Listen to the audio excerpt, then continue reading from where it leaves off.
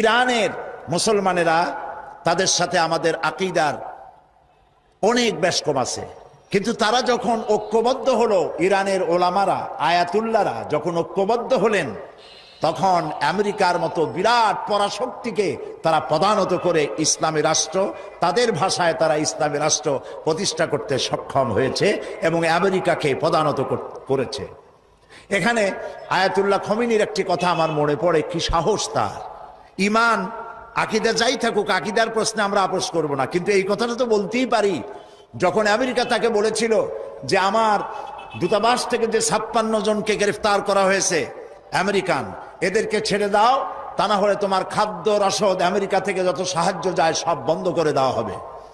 Ayatollah খমেনী জবাব দিয়েছিলেন American প্রেসিডেন্টকে, তুমি কারে খাবারের ভয় দেখাও? যেই জাতির বছরে 1 মাস না খাইয়া থাকা ফরজ, সেই জাতি তোমার খাবারের অপেক্ষা করবে?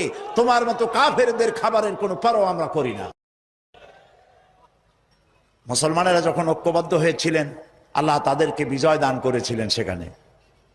ঠিক এমনি করে পাকিস্তানে যখন সর্বশ্রেণীর ওলামায়ে কেরাম মুত্তাহিদায়ে আমল, মজলিস মুত্তাহিদায়ে আমল এ নাম করে যখন একটি সংগঠন কায়েম করলো, সমস্ত ফিরকার মক্তবায়ে খেয়ালে সমস্ত আলেমরা যখন ঐক্যবদ্ধ হলো, পৃথিবীকে অবাক করে দিয়ে ইসলামী শক্তি সেখানে বিজয় লাভ করলো।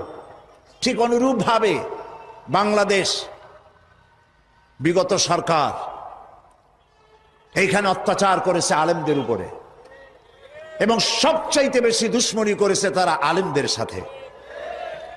আলেমরা ছিল তাদের জীবনের দুশ্মন।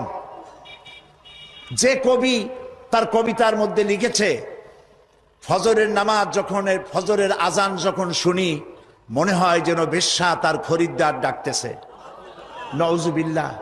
ইতিহাস সাক্ষী, সেই ব্রিটিশ খেদাও আন্দোলন থেকে শুরু করে 2001 সালের 1 অক্টোবরের নির্বাচন পর্যন্ত ওলামারা যেখানে ঐক্যবদ্ধ হয়েছে সেখানেই বিজয় এসেছে।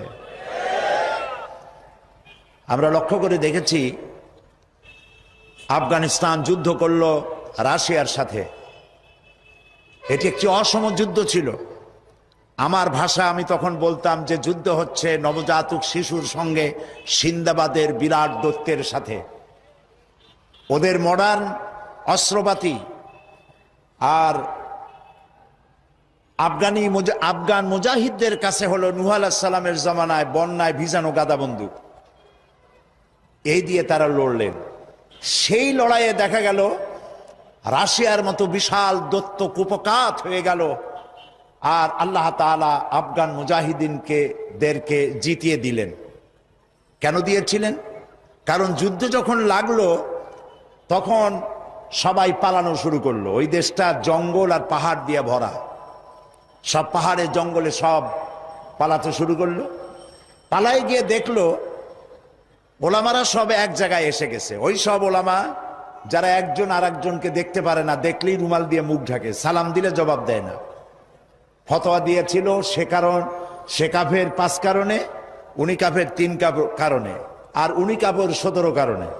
এদেরকে যারা কাফের না মনে করে তারাও কাফের।